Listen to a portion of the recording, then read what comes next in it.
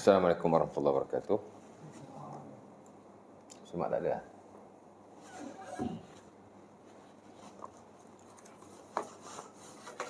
Innal hamdalillah nahmaduhu wa nasta'inuhu wa nastaghfiruhu wa na'udzu billahi min syururi anfusina wa min sayyiati a'malina. May yahdihillahu fala mudilla lahu wa may yudlil fala hadiyalah. Asyhadu an la ilaha illallah wahdahu la syarika lahu wa asyhadu anna Muhammadan abduhu wa rasuluh. Allahumma salli ala Muhammad wa ala azwajihi wa zurriyyatihi kama sallaita ala Ibrahim wa barik ala Muhammad wa ala azwajihi wa zurriyyatihi kama barakta ala ali Ibrahim innaka Hamidum Majid.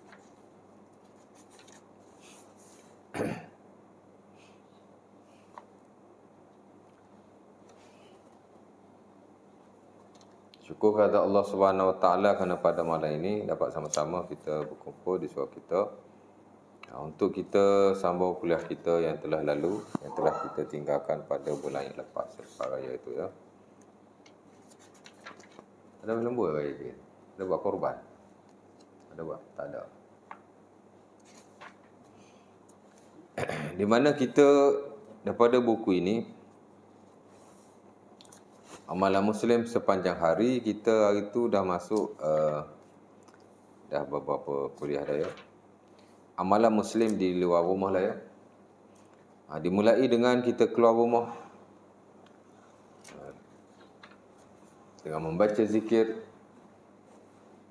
yang diajar oleh Rasulullah SAW, seumpama yang diriwayatkan dalam kitab Sunan,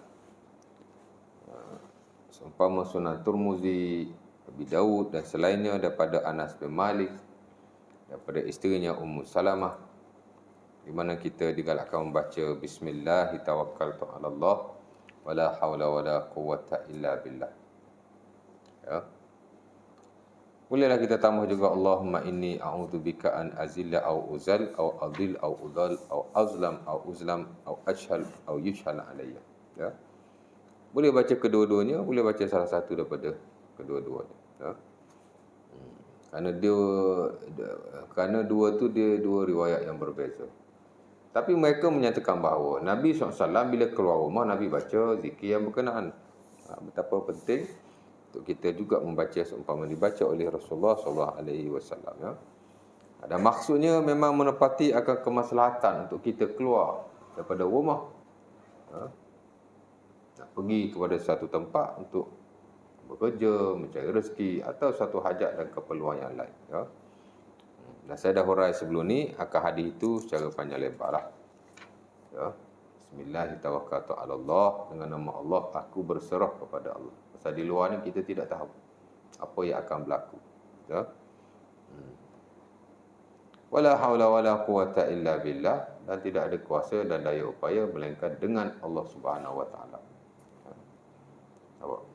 Kalau kita dapat rezeki dengan Allah Subhanahu Wa Taala, dengan keizinannya, dengan bantuannya, ya. Dan begitulah ya.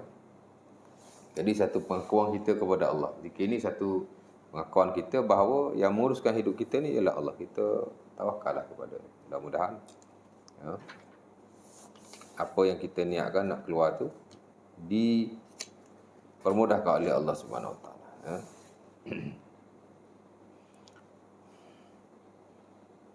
Ya, kepentingannya bila kita baca zikir berkenaan, ya, akan ada malaikat yang berkata laqad wuqiya wa kufiya. Macam mana itu?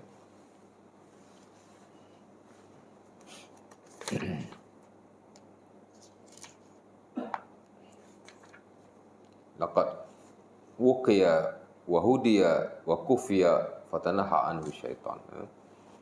Akan ada malaikat yang berkata orang ini telah dipelihara. Telah dipelihara oleh Allah Subhanahu Wa Taala. Allah Taala jaga kita mudah-mudahan. Orang ini telah dicukupkan. Ya. Hari keluar untuk rezeki, Allah Taala akan beri rezeki kepada dia. Hari keluar untuk satu keperluan dan hajat, Allah Taala akan mempermudahkan dan membantunya, insya-Allah Taala. Ya.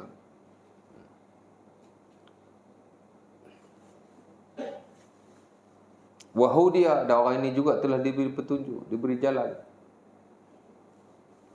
fatanaha anhu syaitan, dan syaitan memberi laluan ataupun jalan kepada, ya.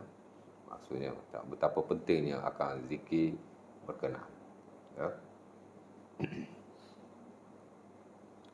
Itu kita disuruh supaya beramal dan berpegang akan zikir, bacaan, bahkan doa yang warid daripada Rasulullah SAW. Kerana fadilat dan kepentingannya sudah dijamin oleh baginda, kerana baginda mendapat wahyu, ya. Kalau Nabi sebut tu betul lah, ya. Kalau orang lain sebut tu boleh tentu. Dia kata kalau baca macam tu, malaikat akan berkata sekian-sekian, dan syaitan pun tak akan kacau kita lah, ya.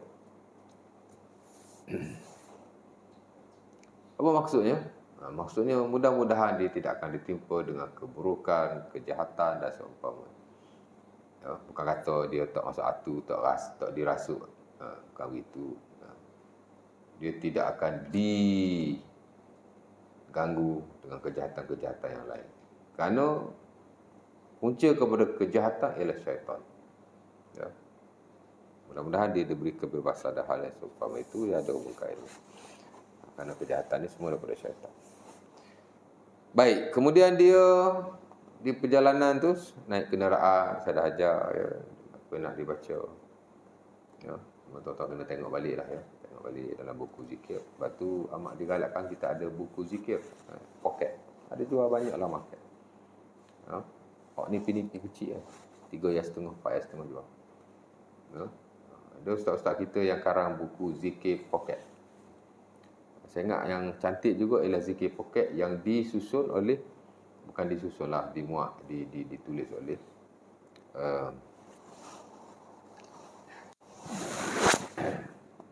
Dr. Abdul Basit Al-Madani, ya. Kalam merah. Cantik lah, dia panjang. Ya. Kecil lah. Saya ingat 80 muka surat macam tu lah, ya. Saya tak beli pun orang bagi. Kat mana saya letak? Ada lah kereta kot. Dia lah bagus.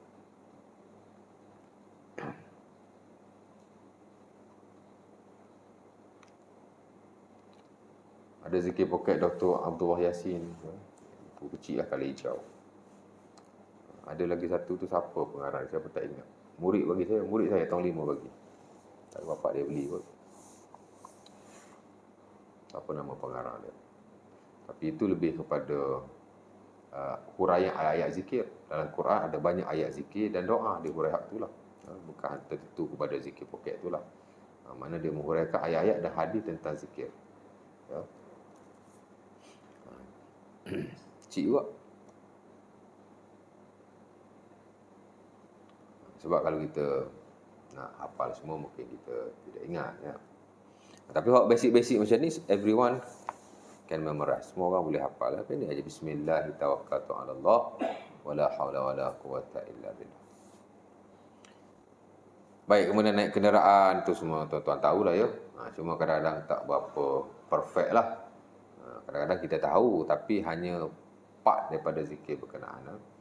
Naik kenderaan biasa kita baca alhamdulillah subhanalladzi sakhkhara lana hadza wa ma kunna lahu muqrinin wa inna ila rabbina lamunqalibun. Itulah. Ya. Tu banyak ditampar-tampar, ya, banyak diajarkan. Maknanya dia panjang sikit, ya. Naik kenderaan tu mula-mula pegang bismillah, dah duduk alhamdulillah, baru kita baca subhanalladzi sakhkhara lana hadza wa ma kunna lahu muqrinin wa inna ila rabbina lamunqalibun. Mana ada sambungannya. Alhamdulillah, alhamdulillah, alhamdulillah. Tahmid 3 kali. Puji Allah. Alhamdulillah, alhamdulillah, alhamdulillah. Kemudian takbir. Allahu akbar, Allahu akbar, Allahu akbar. Tahmid, takbir. 3 kali, 3 kali. Kan? Lepas tu baca Allahu akbar, alhamdulillah, alhamdulillah, alhamdulillah, Allahu akbar, Allahu akbar, Allahu akbar. Subhanaka inni zalamtu nafsi zulman katsiran faghfirli. Innahu la yaghfiru dzunuba illa anta. Ya. Macam panjang kan? Tak panjang. Bahkan sambungan itu antara bacaan yang juga digalakkan kita baca ketika solat, sebelum salat. Ya. Sunat Abi Daud, Abu Bakar minta Nabi ajar doa before salam. Nabi pun ajar pada dia. Allahumma inni zalamtu nafsi zulman katsiran faghfir li maghfiratan min indika fa innahu la yaghfiru dzunuba illa anta. Hampir samalah ya. Sama juga. Dan dia juga mirip dengan zikir Allahumma anta rabbi la ilaha illa anta khalaqtani wa ana 'abduka wa ana 'ala ahdika mustata'. Abu laka bi ni'matika alayya wa abu bi dhanbi faghfir li fa innahu la yaghfiru dzunuba illa anta. Kan? Sayyidu al-istighfar. Penghulu istighfar. Ya, hampir sama tu kan hujung tu. Dia kurang je, kadang-kadang dia ulang zikir yang sama je. Tapi dia tak lari daripada memuji Allah Subhanahu Wa Taala, mengagungkannya dan dalam konteks-konteks yang berkenaan. Tambah sikit lah ya. Tambah sikit. Jadi kita masuk masjid lah. Kadang-kadang duduk tampar kat masjid, Allah maftahli abwa rahmati. Kan? Kita baca waktu lah, pasal waktu banyak ditampal. Maka sebelum kita baca doa itu, kita baca bismillah, kita selawat Nabi, baru Allahumma ftahli abwaaba rahmati. Yalah, takkan dia nak tampar semua kot. Kan? Dia tampar separuh-separuh je lah.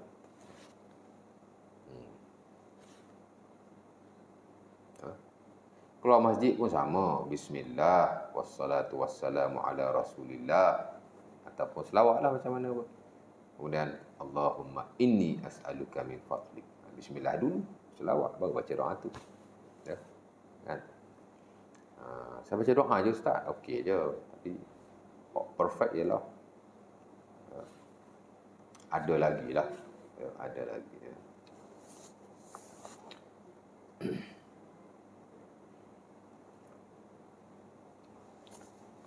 Baik. Kemudian jika ada kemalangan di pertengahan jalan, siapa dah ajar baca doa seumpama yang diajarkan oleh Rasulullah SAW kepada Umar Al-Khattab. Ya.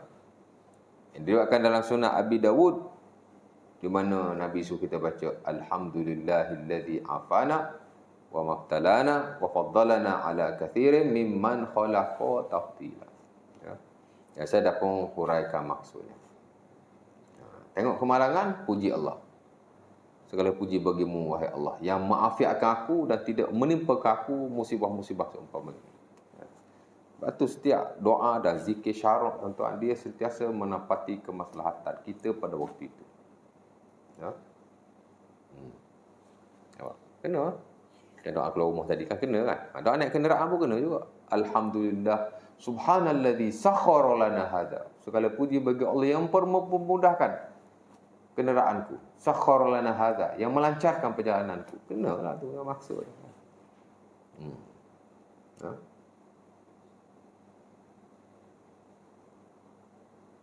Paling senang kita kata macam orang matilah. Budaya kita orang Melayu kalau mati baca apa? Al-Fatihah. That is Quran. Of course lah Quran. Tapi tak adalah sunnah Nabi baca macam tu. Tak adalah buku zikir bahkan. Dia muncul kemudian. Cuma difatwakan haruslah oleh sebahagian mufti-mufti negara kita atau negara luar kata ada syarat. Tapi bacaan sebenar bukan macam tu. Dalam buku-buku zikir muktabar, tak muktabar pun samalah ya. Base kepada hadis-hadis Nabi SAW ialah baca doa kepadanya. Kan? Hatta Al-Imam Nawawi rahimahullah dalam Al-Azkar dia ada bab bila kita mendengar kematian. Tak ada dah. Baca inna lillahi wa inna ilaihi raji'un. Allahumma ighfir lahu. Wahai Allah, inna lillahi itu sebab musibah, mati-mati ini musibah. Baca inna lillahi lah kan. Allah Taala jalan Quran surah Al-Baqarah ayat 165, bila ada musibah kita baca inna lillahi wa inna ilaihi raji'un. Ulaika alaihim salawatun min rabbihim wa rahmah. Bila ada musibah kita baca macam tu, Allah Taala kata dia dapat kebaikan dan rahmat. Kita baca waktu dulu. Dan inna lillahi wa inna ilaihi raji'un. Allahumma ighfir lahu. Ya Allah, ampunkanlah dia. Warfa' darajatahu fil mahdiyyin. Angkatlah darjatnya. Ya. Di sisi orang-orang yang diberi petunjuk. Orang mati, apa dia nak? Pengampunan lah. Allah maghfir lahu. Minta ampun dulu. Kemudian minta diangkat darjatnya. Pasal orang mati memang dia nak darjat di sisi Tuhan. kat dunia ni memang tak ada hal darjat tak darjat ni.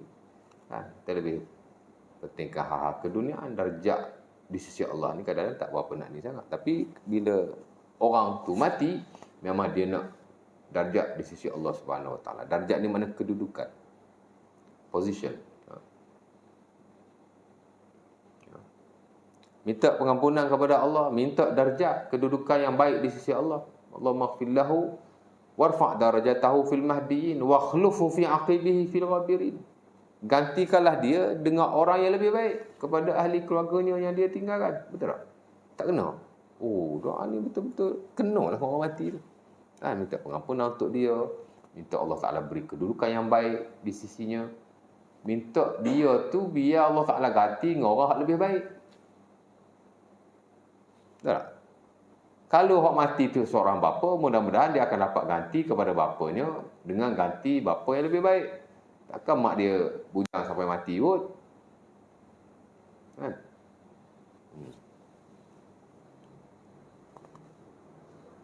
Kalau yang mati tu isteri, dia akan dapat ibu ganti ibu yang lebih baik. Takkan suami dia nak bujang sampai mati kot. Betul tak? Jangan pesan kat suami kita pula, bang kalau saya mati abang jangan kahwin bang ya. Dia hantu sikit abang dia. Yang tu patut kena pesan kat suami kita, bang kalau saya mati abang cepat-cepat kahwin bang. Pasal abang tak ada edah. Marah terima. Tak apa, okey. Ya.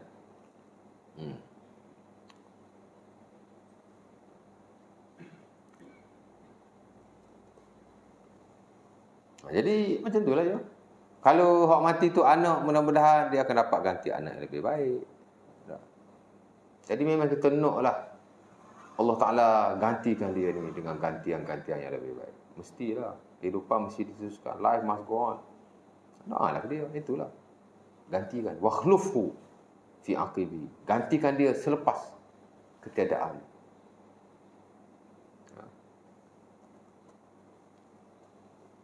Waghfir lana walahu ya rabbal alamin. Ampunkan dia dan kami wahai Tuhan. Dia minta ampun dia saja, minta ampun kat kita juga.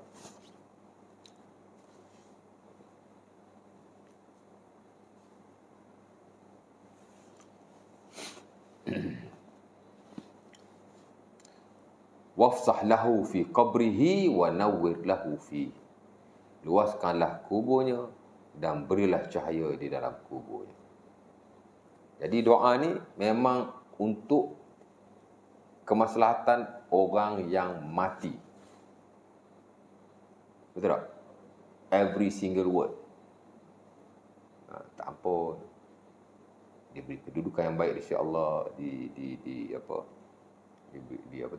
digantikan orang lebih baik. Pengampunan kita dan dia diberi, diluaskan kuburnya.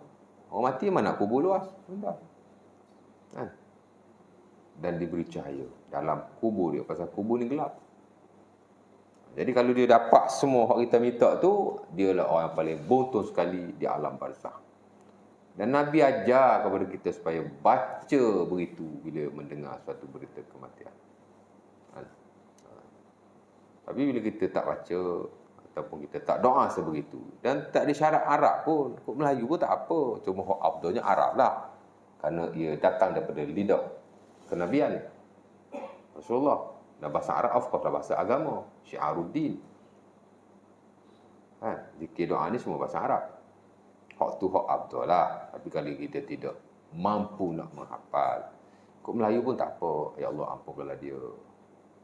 Ya Allah, berilah kedudukan kepadanya. Ya Allah, berilah ganti kepadanya dengan ganti yang lebih baik. Ya Allah, ampunkanlah kami dan dia. Ya Allah, luaskanlah kuburnya. Ya Allah, cahayakanlah kubur. Okey. Jadi, itu kita sering beri penekanan bahawa dalam konteks zikir dan doa yang diajar oleh Nabi, semuanya menepati akan kemaslahatan suatu perkara. Waktu ulama dulu senang saja. Setiap hadis-hadis dalam satu bab, dalam satu benda, dia akan bab-babkan. Ini bab begini, ini bab begini, ini bab orang mati, ini bab, kan? Pasal ada hadis ajar oleh Rasulullah SAW sedemikian rupa. Jadi susun saja.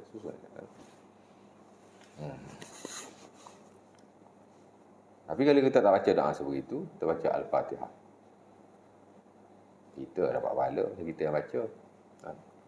Dia dapat tak dapat tu khilaf para ulama. Sebagian kata dapat pahalanya, sebagian kata tak dapat. Tapi betul-betul ada dalam syarak yang diriwayatkan, yang termuat dalam buku-buku zikir, bahkan diajar kepada kita untuk kita baca. Hak tu. Akhirnya kita baca apa yang tidak diajarkan, kita tinggalkan apa yang sepatutnya kita baca. Jadi begitulah ya. Jadi rugi banyaklah kita di situ. Baik. Lepas tu kita bacalah ya apa-apa ya,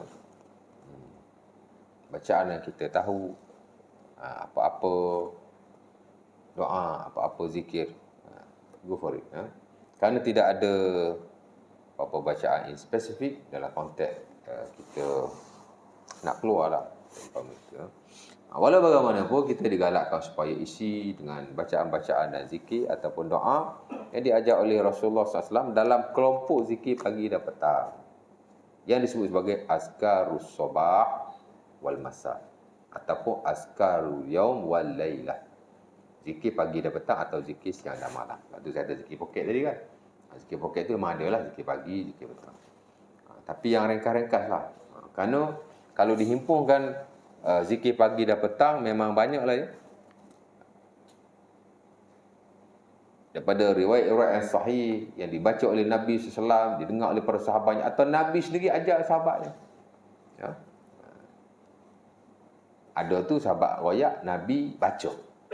Kana Nabi idza asbaha qala, contohnya Abdurrahman bin Abza dan Sunan An-Nasa'i dan juga sunah-sunah yang lain. Kata Nabi SAW bila di waktu pagi. Dalam konteks itulah kita keluar rumah biasa pagi kan. Jadi kita bacalah, ambil peluang baca. Kata Nabi bila pagi, Nabi baca hak ni. Zikir pagi ya. Zikir pagi dan petang ni merujuk kepada bacaan Nabi pada waktu pagi dan bacaan baginda pada waktu petang. Hak baginda baca. Kadang-kadang baginda ajar, suruh baca. Ya. Jadi hak tadi Abdurrahman bin Abza kata Nabi baca begini dan begini. Ya. Ada sebagai lain pula kata kana Nabi yu'allimuna, Nabi ajar kami. Annaqula idza kana Nabi yu'allimuna idza asbahna. Nabi ajar kami baca bila di waktu pagi. Contoh. Itu kata Ubay bin Ka'ab.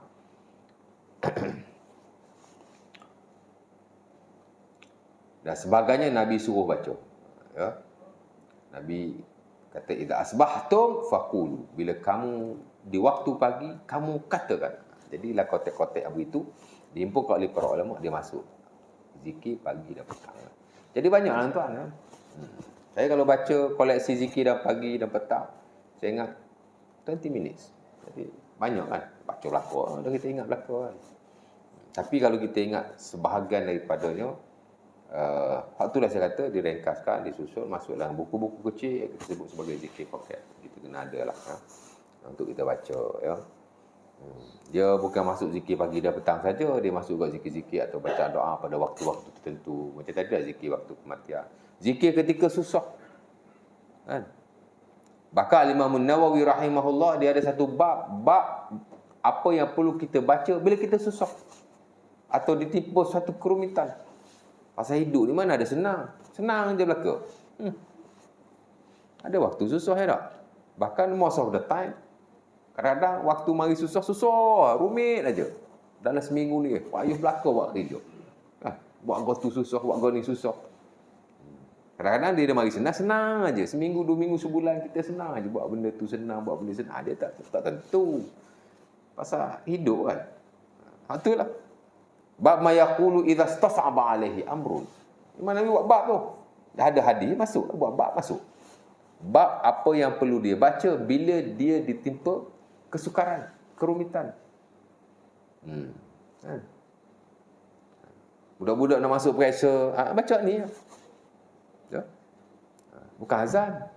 Itu kat faham nak masuk periksa dewan, suruh cikgu azan. Allahu akbar. Siapa ajar? Lepas tu ada orang komen, azan ni zikir, boleh je. Ya. Ada orang kecam tu ada juga. Ada je nak buat benda-benda baru. Tak perlu nak azan buat apa. Kan nak panggil orang semayang. Kan?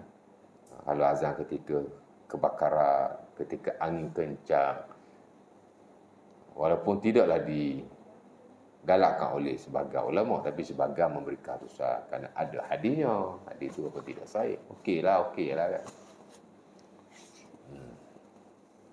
Diganggu syaitan atau jin rumah tu ngosek contohnya. Tahu ngosek? Mana tahu? Tak tahu. rumah ngosek, rumah berhantu ke. Nak azan, okey je, boleh je. Ada sebahagian beri keluar. Tapi nak azan sesuka hati pada waktu-waktu tertentu, majlis kahwin azan contoh, tak ada orang buat lagi, kita cakap dah dulu. Kan? Nonsen lah. Nak biasa apa? Nonsen. Buat apa? Kan? Nabi berperang. 14 peperangan baginda menyertai. Satu azan pun tak ada. Berperang dengan biasa, mana lebih penting? Mana lebih berbahaya? Mana lebih nak harap akan kemenangan dan diberi keselamatan oleh Allah? Tak ada azan pun. Tak tahu nak biasa azan. Kan? Okeylah, mana nak biasa kita doa. Lepas tu bacalah doa ketika susah. Allahumma la sahla illa ma ja'altahu sahla wa anta taj'alul huzna idza syi'ta sahla. Diriwayatkan dalam Musnad Ahmad daripada Anas bin Malik. Nabi bila susah Nabi baca waktu. Allahumma la sahla illa ma ja'altahu sahla. Wahai Tuhan, tidak ada yang mudah melainkan apa yang Engkau permudahkan. Itu saya kata tu. Lafaz tu sendiri dia kenalah dengan keperluan kita tu. Kita susah. Jadi kita kata, wahai Allah, tidak ada yang senang melainkan apa yang Engkau senangkan. Allahumma la sahla illa ma ja'altahu sahla. Every day saya baca doa ini. Every day saya baca zikir. Pasal hidup kita ni, boleh katalah sehari tu ada hak susah. Ada je. Tapi satu pengharapan lah, doa ni dia pengharapan. Bahkan most of zikir memang dia ada unsur-unsur nak mengharapkan. Itu konteks itu, zikir kenabian macam tu je. Ya. Ya. Cuma bolehlah kita baca secara berulang-ulang. Mana senang. Allahumma la sahla illa ma ja'altahu sahla wa anta taj'alul huzna idza syi'ta sahla. Dan engkau lah yang menjadikan suatu kerunsingan atau kesedihan itu dilapangkan. Kerana kerumitan kebiasaan akan bawa kepada kerunsingan, bahkan kesedihan. Betul tak? Jadi berlindung dengan Allah Subhanahu Wa Taala daripada hal yang berkenaan. Pasal Nabi ni human, manusia kan, dia ada waktu dia susah juga. Ada kalanya Nabi solat. Kerana Nabi iza hazabahu amrun solat. Kata Huzaifah la sunat Abi Daud, Nabi bila dia ditimpa satu kesusahan, apa dia buat? Dia akan solat. Ambil wudu semayang. Allahu Akbar. Susah ambil wudu semayang.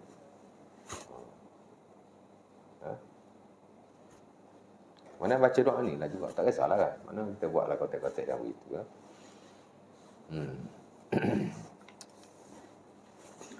Ini yang standard. Ini piawaian dalam amalan-amalan syarak berasaskan zikir. Itulah apa yang warid daripada Nabi SAW. Jadi macam tu ya, baca.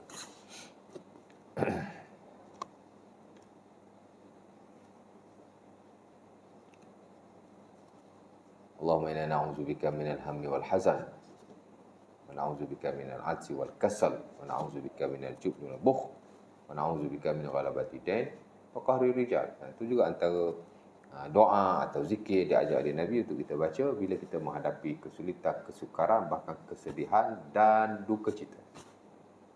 Pasal Nabi pun hidup dia dipenuhi dengan hal yang seumpama itu. Tak ada Nabi ni mudah belaka, tak ada Nabi, tak ada. Dia macam manusia lain juga. Apa yang kita hadapi, itu yang dihadapi oleh Rasulullah SAW. Yalah pasal kita nak ikut dia. Kalau benda tu tak ada mana, kita nak ikut macam mana? Kalau Allah Ta'ala hantar malaikat jadi Nabi, macam mana kita nak ikut malaikat? Malaikat dia tak tidur. Tak ada lah sunnah tidur. Kita tidur. Hari tidur tak ada amalan lah kita. Tidur je lah. Malaikat ada sedih? Tak ada. Habis tu bila kita sedih, kita nak baca apa? Apa yang kita nak zikir kan? Tak boleh ikut lah. Pasal malaikat dia tak sedih. Kan? Malaikat tak makan. Betul makan tak ada bacaan lah. Tak. Of course malaikat tak kahwin. Dah seumpama. Jadi amat penting ya. Kalau kita tahu, kita bacalah apa yang kita tahu. Kalau kita tak tahu, macam saya kata tadi, kita beli satu buku zikir poket. Mungkinlah dalam buku tu dia ada muatkan 10 atau 15 bacaan di waktu pagi dan petang. Kita isilah masa kita keluar tadi, isilah baca. Kalau kita tak hafal, kita boleh baca before kita dah masuk kereta tu kan. Buka buku zikir poket tu, bacalah 1 atau 2 daripada Azkarus Sabah wal Masa, zikir pagi dan petang. Bacalah 1, 2. Esok baca lain pula, lusa baca lain pula. Itulah ya. Kalau kita tak hafal, kita tak ingat. Tapi kalau ambil masa, okay, that's fine. Untuk kita baca lebih sikit. Jadi kita baca. Kerana bacaan-bacaan ini tuan-tuan, dipenuhi dengan kebaikan-kebaikan daripada Allah Subhanahu Wa Taala.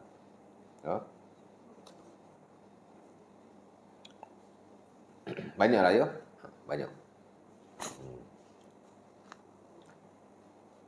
Sebagainya kita boleh baca doa Sayyidul Istighfar. Antara pentinglah saya sebutlah sikit ya. Antaranya kita baca Sayyidul Istighfar.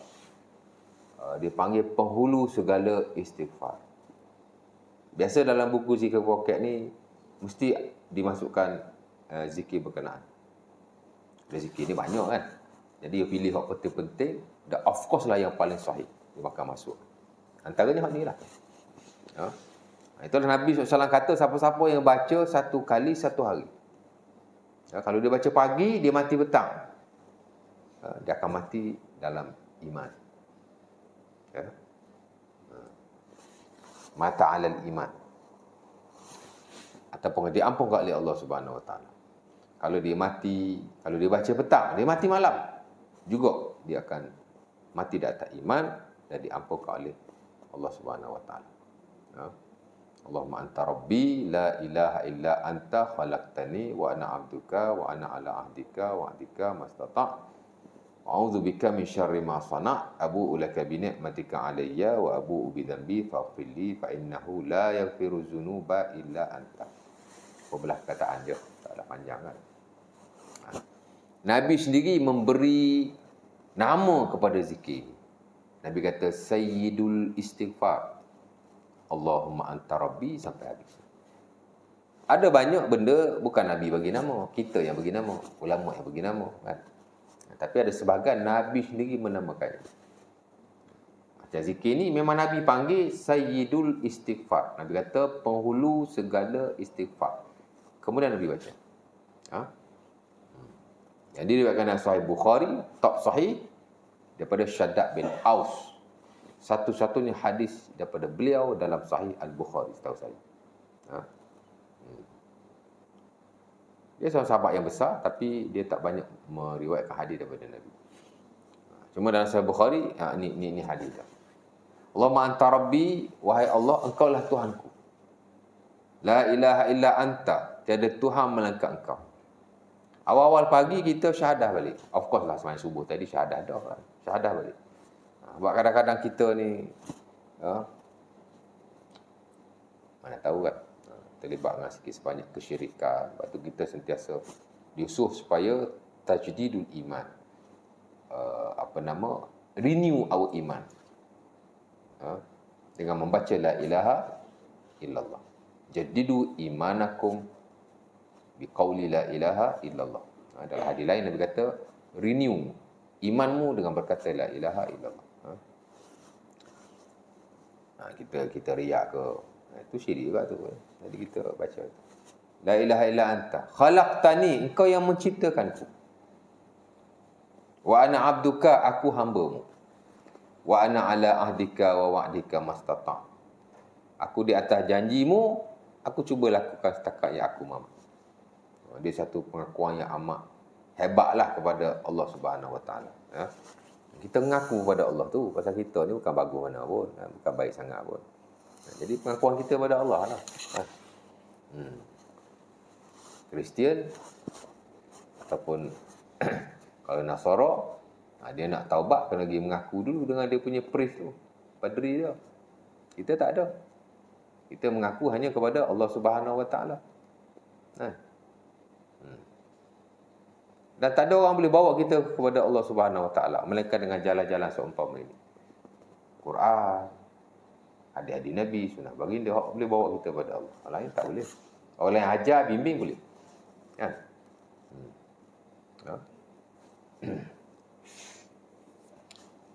Lepas tu sebagai ajaran dia ada mirip-mirip Kristianiti juga.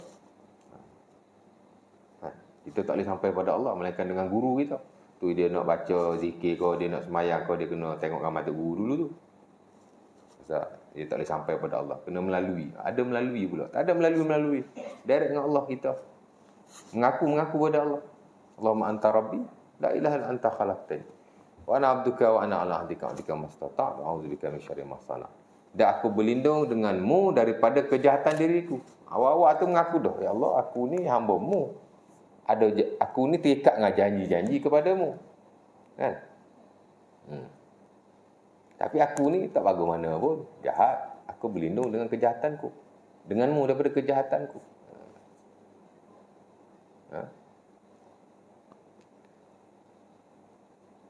Abu ulaka binikmatika alayya. Esok-esok aku akan kembali kepadamu dengan nikmat yang kau beri. Betul tak? Allah Ta'ala bagi nikmat banyak kat kita ni. Kita akan balik dengan nikmat-nikmat itu. Mana Allah Ta'ala akan tanya nikmat-nikmat tu. Wa abu laka bizambi. Tapi aku akan balik juga dengan dosa-dosaku. Kan? Jadi, maksudnya Allah Ta'ala esok akan tanya ni nikmat Allah beri ni. Aku ni kadang-kadang guna nikmat ni tak betul. Jadi mengaku Allah kan. Faghfirli, maka apalah aku ya Allah. Fa innahu la yaghfiru dzunuba illa anta. Kerana sesungguhnya tidak ada sesiapa pun yang boleh mengampunkanku melainkan kamu. Dia pengakuan yang very ultimate kepada Allah Subhanahu Wa Taala. Lepas tu Nabi panggil dia Sayyidul Istighfar, penghulu istighfar. Istighfar ni banyak Nabi ajar kan.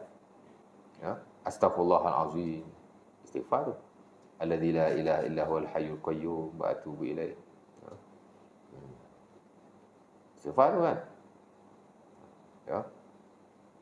Digalakkan kita baca setiap masa lah ya. Tapi in spesifik before tidur 3 kali baca ya. Nak tidur baca astaghfirullahalazim. Alladzi la ilaha illa huwal hayyul qayyum wa atubu ilaih. Astaghfirullahalazim. Alladzi la ilaha illa huwal hayyul qayyum wa atubu ilaih. Baca 3 kali. Kerana Abu Sa'id dan Sunnah Abi Dawud, dia kata Nabi sebelum tidur Nabi baca 3 kali. Walaupun dari sudut sanad tu ada sikit banyak perbahasannya. Tidak is okay untuk kita baca. Dan dia termuat lah of course dalam apa dia panggil amalan before sleep. Amalan sebelum tidur. Lagi keluar tanda istighfar juga tu, ghufrana. Alhamdulillahillazi ashaba anil azab wa afani. Biasa kita baca alhamdulillahillazi ashaba anil azab wa afani. Betul tak? Asal duduk tampal hak tu je. Jadi kita baca hak tu je. Ghufrana dulu. Ghufrana. Baru baca alhamdulillahillazi ashaba anil azab wa afani. Dia 2 riwayat. Tapi ulama kebiasaannya dia akan sekali kan. Kerana ghufrana itu base kepada hadis yang sahih. Alhamdulillah azhaba anil azab, dia base kepada hadis yang tidak sahih. Atau sekurang-kurang dipertikaikan. Dia sekalikanlah kebiasaan. Jadi boleh baca salah satu daripada kedua-duanya dan boleh juga baca akan kedua-duanya. Tapi kalau kita baca ghufrana ni masuk astaghfiruka ya Rabb. Aku minta ampun wahai Tuhan. Istighfar juga tu. Ingat lepas sembahyang dia istighfar. Kalau tanda istighfar juga tu. Pasal bila kita duduk dalam tandas, kita tak boleh isi dengan zikir. Bukan kita sajalah, termasuk Rasulullah SAW. Jadi bila keluar je, ataupun setelah qada hajat, Nabi istighfar. Pasal, tadi tak boleh zikir. Tadi tak boleh nak baca. Tak boleh nak puji Allah.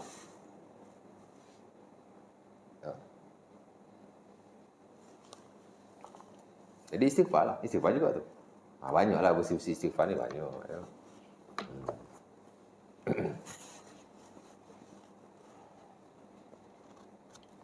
Tapi hak ni the best istighfar lah. Sayyidu istighfar lah. Baik, tu kita baca ya. Lagi baca a'udzu bikalimatillahi tammati min syarri ma khalaq.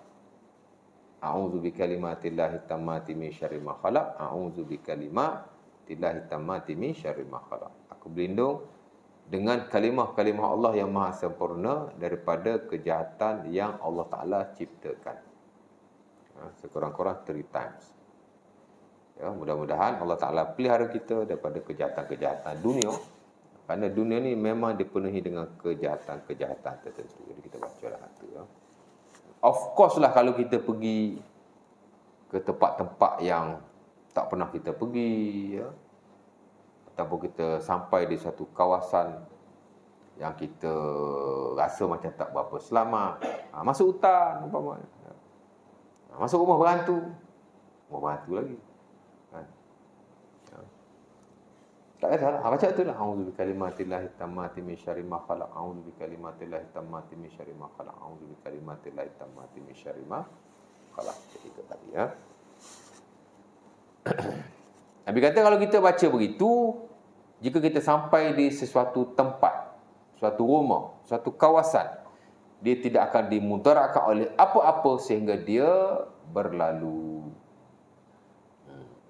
Ya, hadis Abi Daud dan Muslim juga tak silap saya pada Khawlah binti Yasar. Ya.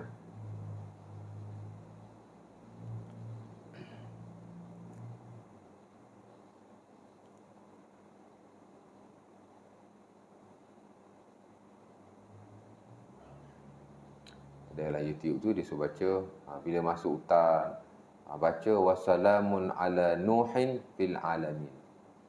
Ayat Quran tu. Dia kata kerana Nabi Nuh adalah penjaga hutan. Katanya lah. Allah Ta'ala alam. Tak ada. Kalau dia penjaga hutan pun, mungkin zaman dia. Bukan zaman kita. Zaman kita, Nabi Muhammad. Jadi tak ada. Tak perlu baca yang itu. Salah. Baca Nabi ajar. Macam orang kata, bukan orang kata, dia ajar juga. Kalau kita nak petik buah, bagi salam ataupun selawat kat Nabi Sulaiman. Masalah ala Sulaiman. Tak perlu. Nabi Sulaiman, Nabi je lah ya, kita beriman. Tapi dia bukan Nabi kita. Nabi kita Nabi Muhammad.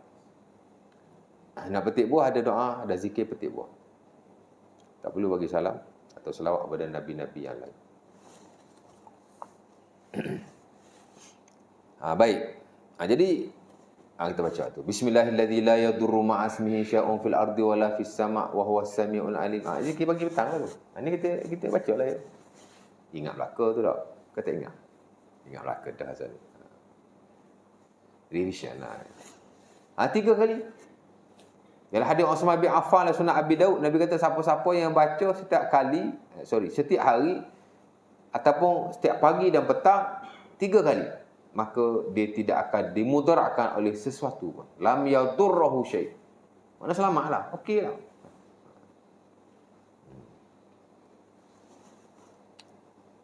Lagi apa? Banyak lagi, tapi awak penting sebut kan. Nabi bawa kereta kan baca.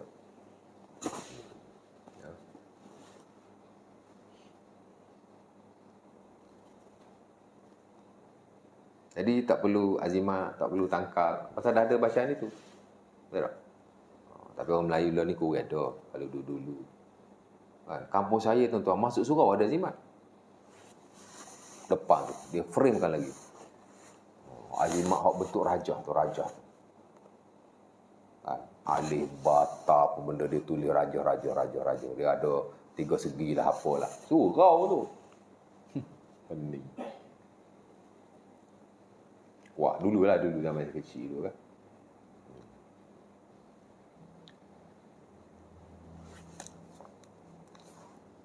Orang kita kalau azimat dulu dia banyak raja.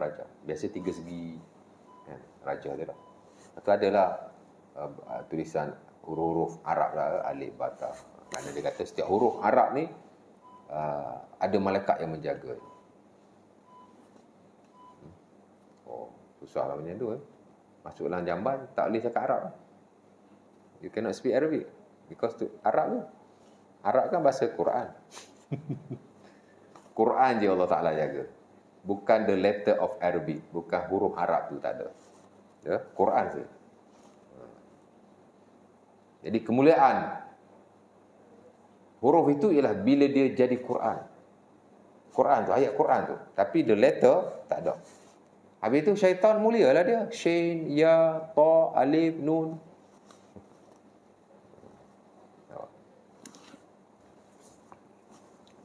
Jadi etikot begitu dia tidak ada asalan syarak lah. Tapi dan perlu dikikis lah ya.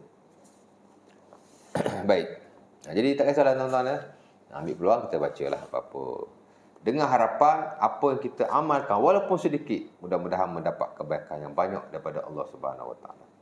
Bukan hanya untuk diri kita tapi untuk kehidupan kita secara am. Ya.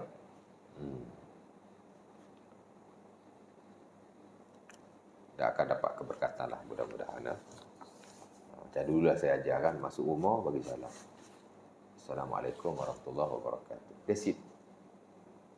Ya. Tak ada bacaan tertentu, ayat Quran tertentu, zikir tertentu before masuk rumah. Mereka memberi salam. Nak baca tak salah, tapi dia tidak ada kena-mengena. Has nothing to do dengan masuk rumah tu. Memang kita digalakkan duduklah rumah sentiasa baca Quran, zikrullah. Ya. Tapi hak betul-betul masa masuk rumah tu, salam je. Ya, hak Nabi ajar pada para sahabatnya. Bagi salam. Ya bunayya idza dakhalta ala ahlika fasallim alaihi fa innahu yakun barakatan alaika wa ala nafsika. Of course dalam rumah kita nak keberkatan, ya, kebaikan daripada Allah. Salah satu ialah of course kita bila masuk bagi salam. Nabi jamin siapa-siapa yang balik ke rumah dia, jumpa ahli keluarga dia, bagi salam. Wahai anakku, dia pesan kepada sahabat dia, antaranya Anas bin Malik. Bagi salam. Ia akan menjadi keberkatan kepadamu dan kepada ahli keluargamu dalam rumah. Nah, memang kita nak berkat dalam rumah ni.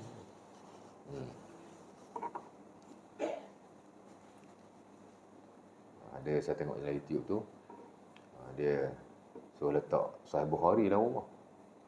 Berkat dia kata. Lepas tu syaitan tak masuk. Pasal ada seorang wali Allah ni dia bermimpi. Bukan bermimpi. Dia macam mana? Saya tak ingat. Tapi dia kata, so letak Sahih Bukhari ni, selamatlah rumah tu. Quran duduk dalam rumah pun tak selamat.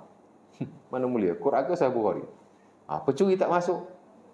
Tak ada guna-mengena. Sahih Bukhari bukan Quran kan.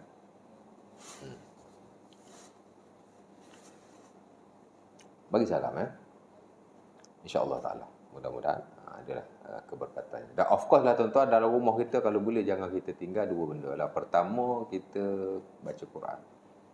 Ya. Walaupun tidak banyak.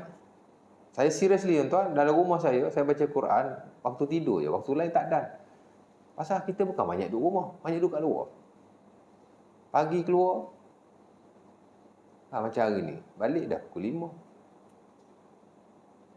Kalau balik paling awal pun pukul 3, pukul 4 petang. Berapa jam kat luar tu. Memang banyak masa kat rumah. Tapi hak banyak tidur. Balik pukul 11 tidur. Sampai pagi esok. Hak banyak tidur. Betul tak? Saya lah lelaki. Tak tahulah. Orang lain, wanita, isteri ke, anak-anak mungkin banyak duduk kat rumah. Tapi sama isteri saya pun kerja. Siang kerja, malam di rumah. Pukul Isyak tidur lah. Jadi masa kat rumah kita banyak jugalah. Tapi banyak tidur lah. Kat rumah ni waktu berehat. Kita banyak habis kat luar kan. Jadi tak ada masa saya nak baca Quran kat rumah. Tak ada. Bila waktu yang saya betul-betul ada masa nak baca Quran? Before sleep. Biasa 5 to 10 minit saya akan baca Quran. Of course saya akan baca surah-surah sebelum tidur lah. Kadang saya baca Al-Mulk. Kadang saya baca As-Sajdah. Alah baca Al-Mulk tuan. 5 minit je. 4 minit je. Kadang saya baca As-Sajdah. Sama juga. 5 minit. Kadang saya baca Al-Waqi'ah.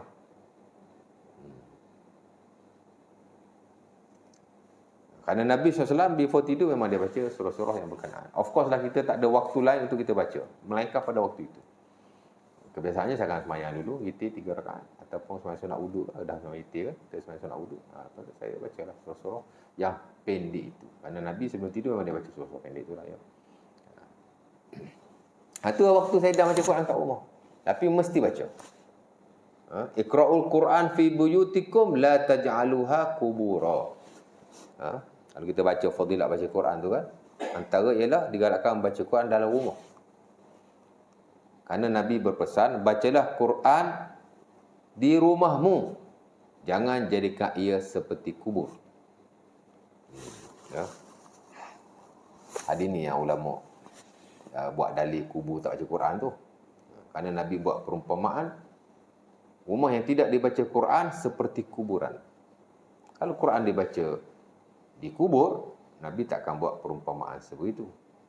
Lepas tu bab Quran di kubur dia khilaf. Ada ulama kata okey, ada ulama kata tak okey. Tapi Nabi kata baca Quran di rumahmu, jangan jadikan dia seperti kubur. Ya. Dan adalah hadis-hadis yang lain, kalau kita baca Quran di rumah, syaitan tak duduk dalam rumah. Macam itulah ya. Satu lagi semayang. Ya. Semayang. Kalau boleh dalam satu hari, biar kita ada semayang di rumah kita. Ya. Main-main sunat. Ya. Semayang kat surau aja. Nabi ada sewaktu dia semayang di rumahnya, di masjid, tapi most of the time Nabi akan semayang di rumah.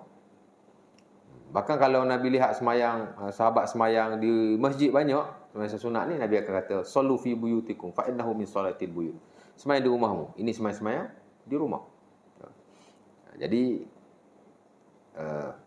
kalau boleh setiap hari ada semayang.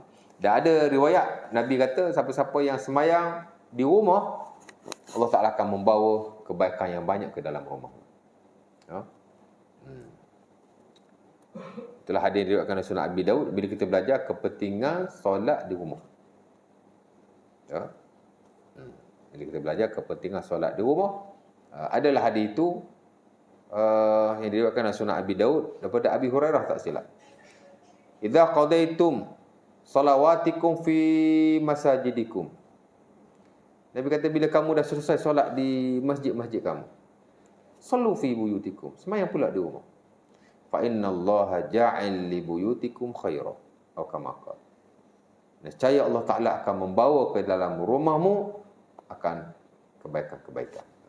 Jadi kita baca Quran pun sedikit, kita semayang walaupun sedikit, sekurang-kurang. Sebab kita nak kebaikan yang banyak di dalam rumah kita. Dan of course lah, ya, kena kawal juga lah macam televisyen tu, nak kawal sikit. Saya tak pastilah ya, macam saya ni anak seorang aja, senanglah nak kawal. Setengah orang dia anak ramai, anak dah besar-besar, budak-budak sekarang kan suka. Anak kita pula ada siaran macam-macam kan. Jadi yang tu kena kawal juga lah ya. Baik. Jadi nak cerita begitu ya. Jadi tuan-tuan ambil ni lah ya peluang. Bacalah bacaan-bacaan di waktu pagi dan petang, walaupun tidak banyak tapi sebahagian daripadanya untuk kita isi. Of course lah kita nak keluar pergi bekerja atau seumpamanya. Mudah-mudahan Allah Ta'ala memberi kebaikan yang banyak kepada kita di luar rumah. Kita kata amalan muslim di luar rumah ya. Ambil peluang baca sekurang-kurangnya hak tadi lah ya, baca sedih istighfar, baca apa nama hak tadi lah ya, baca apa tadi baca apa tadi ya. Itulah baca auzubillahi kalimatil tammati min syarri ma khalaq. Untuk kita minta keselamatan daripada Allah Subhanahu wa taala. Bismillahirrahmanirrahim. La yadurru ma ismihi syai'un fil ardi wa la fis sama'i sami'un alim.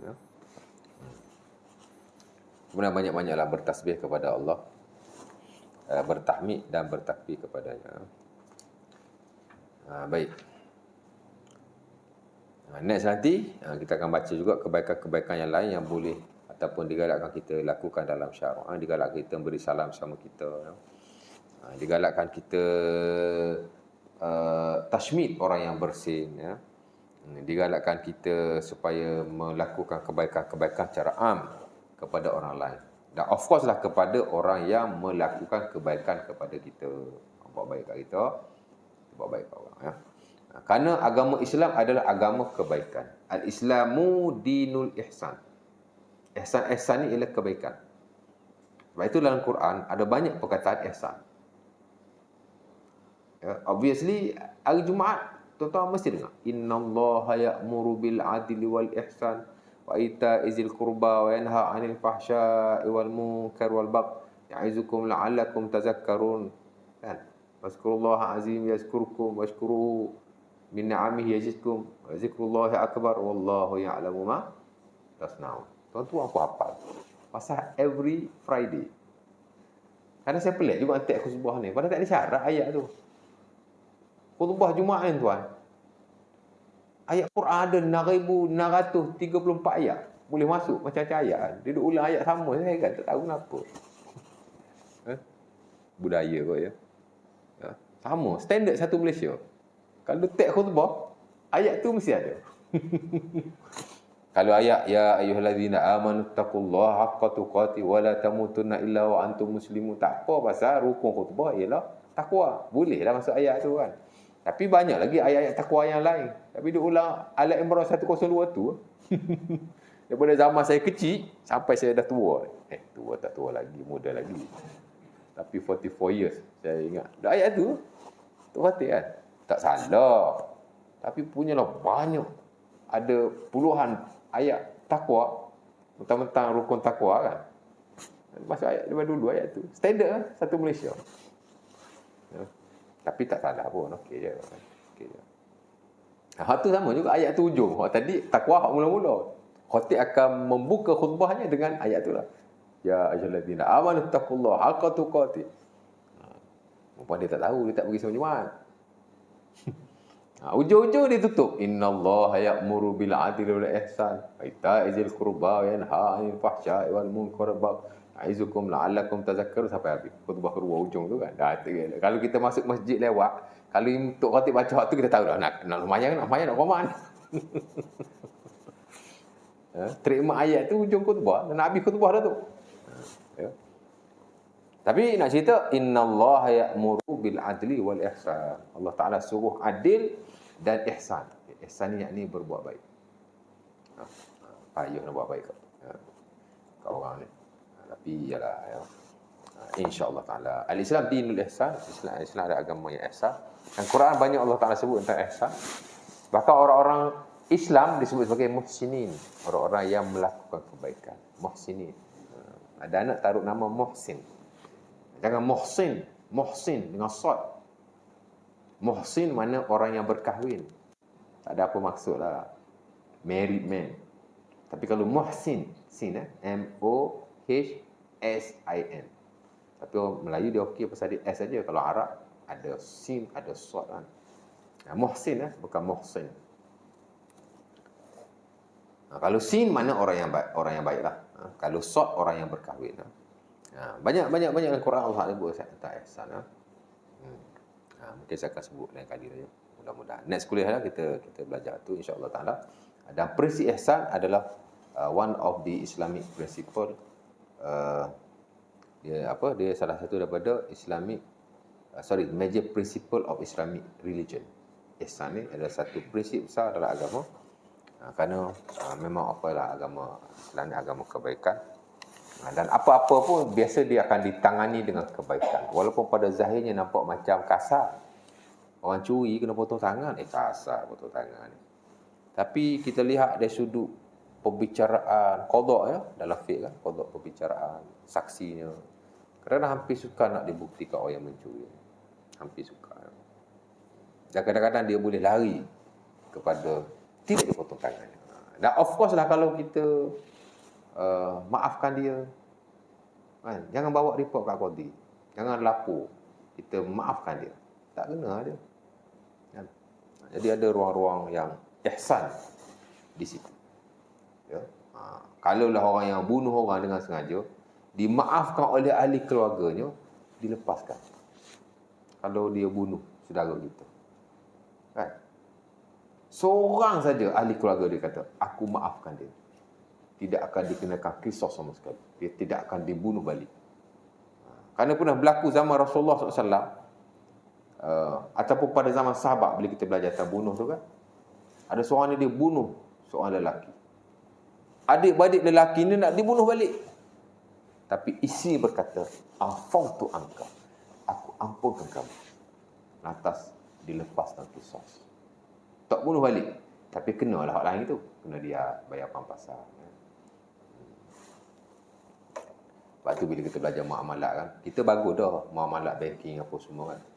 Tapi dari sudut kebajikan bab-bab pampasan ni kurang. Sedangkan boleh diterapkan. Tak tahulah, Allah Ta'ala alam. Mungkin kerana ada sudut keuntungan atau seumpama. Mana pampasan ni kena di ni jugalah ya. Hari ni banyak sebenarnya kejadian kematian-kematian yang tidak sengaja ni. Kalau dalam Islam dia ada peruntukan pampasan ni.